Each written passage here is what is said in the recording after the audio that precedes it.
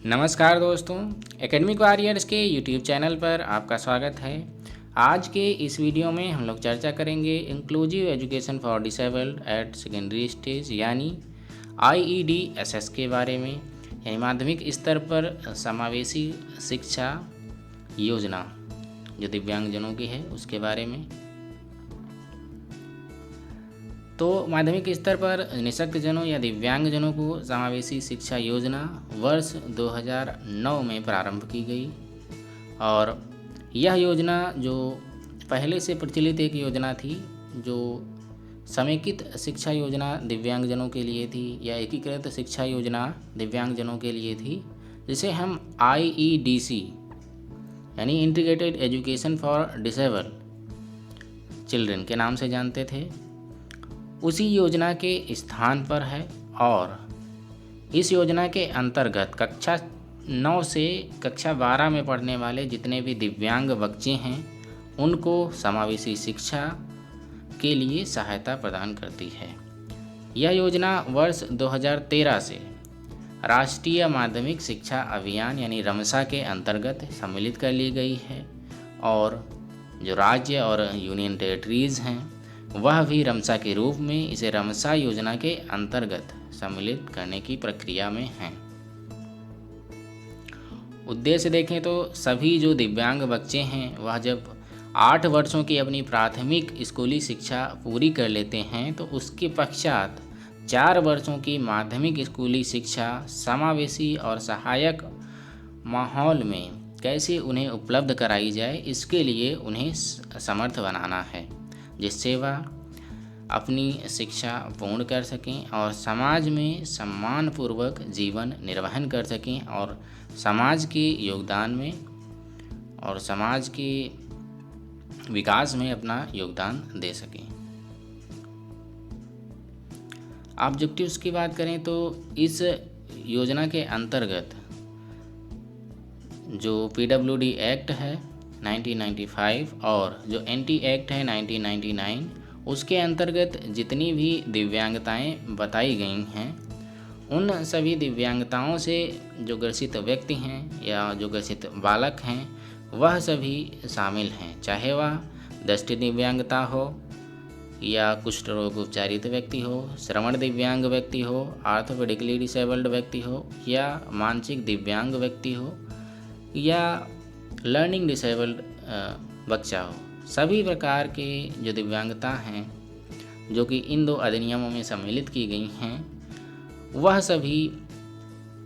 इस योजना के अंतर्गत आते हैं। इस योजना के अंतर्गत जितने भी सरकारी स्कूल हैं, स्थानीय निकाय के स्कूल हैं और सरकारी सहायता प्राप्त स्कूल हैं,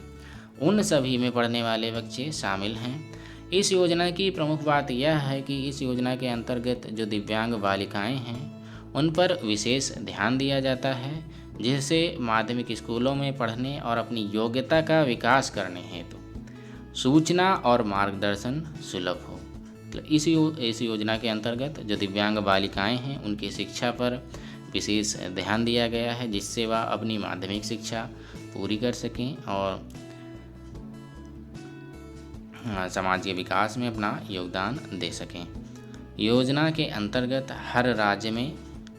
मॉडल समावेशी स्कूलों की स्थापना करने की कल्पना की गई है।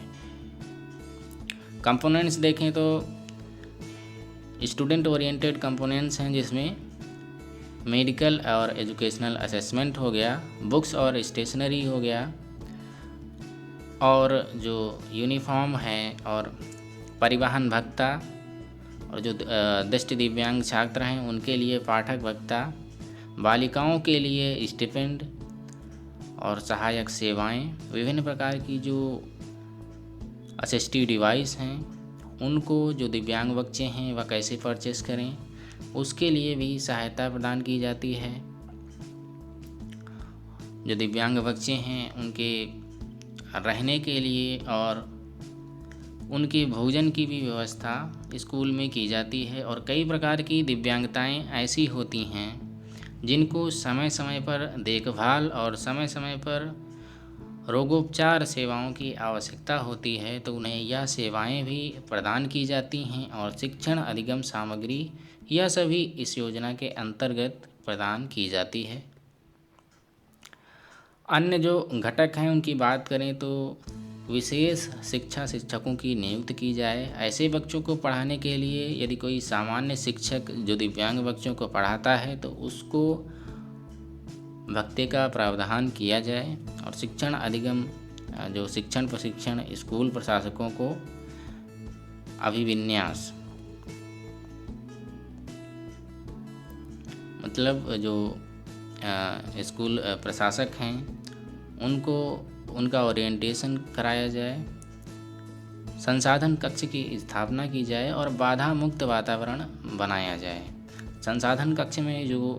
विभिन्न प्रकार की आवश्यक वस्तुएं हैं जो इन दिव्यांग बच्चों के लिए आवश्यकता प्रदान करती हैं शिक्षा में, जैसे कि एक दृष्ट दिव्यांग व्यक्ति हुआ उसके लिए विभिन्न प्रकार के जो सहायक वस्तुएं हैं, जैसे स्लेट हुआ, स्टाइलस हुआ, ब्रेल पेपर हुआ, थर्मोफॉर्म मशीन हुआ, यह सभी जो विभिन्न प्रकार की दिव्यांगताओं से ग्रसित व्यक्ति हैं उनके लिए एक जो संसाधन कक्ष या रिसोर्स रूम है उसकी स्थापना की जाए और जो